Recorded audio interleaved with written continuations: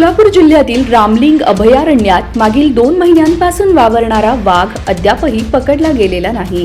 बचाव पथकानं त्याला पकडण्यासाठी डार्ट गन म्हणजे गोळीचा वापर केला, मात्र निशाणा चुकल्यानं वाघानं पुन्हा एकदा पुण्याच्या रेस्क्यू पथकाला गुंगारा दिला। अद्याप या भागात वाघाची दहशत कायम असून नागरिकांमध्ये भीतीचं वातावरण आहे। सोलापूर जिल्ह्यातील वार्शी पाणवठ्यावर लावलेल्या ट्रॅप कॅमेऱ्यात 2 महिन्यांपूर्वी वाघाचं छायाचित्र कैद झालं। त्यानंतर मागील 54 दिवसात वाघानं 40हून अधिक प्राण्यांवर हल्ले केले आहेत। यामुळे स्थानिक शेतकऱ्यांमध्ये वाघाची भीती आहे। वाघाच्या वाढत्या दहशतीमुळे ताडोबा येथून आलेल्या विशेष बचाव पथकानं त्याला जेरबंद करण्याचे प्रयत्न केले, पण त्यांना यश आलं नाही। त्यानंतर पुण्याची रेस्क्यू टीम सोलापुरात धडकली आहे।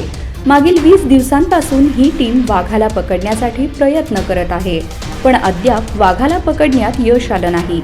रामलिंग मंदिर परिसरात पहिल्यांदा डार्ट गनच्या माध्यमातून वाघाला बेशुद्ध करण्यासाठी गोळी झाडण्यात आली, मात्र वाघाला याची चाहूल लागल्यानं तो अंधाराचा फायदा घेत तिथून पळाला। टिपेश्वर अभयारण्यातून आलेला हा वाघ सोलापूर आणि धाराशिव जिल्ह्याच्या सीमा भागात धुमाकूळ घालत आहे।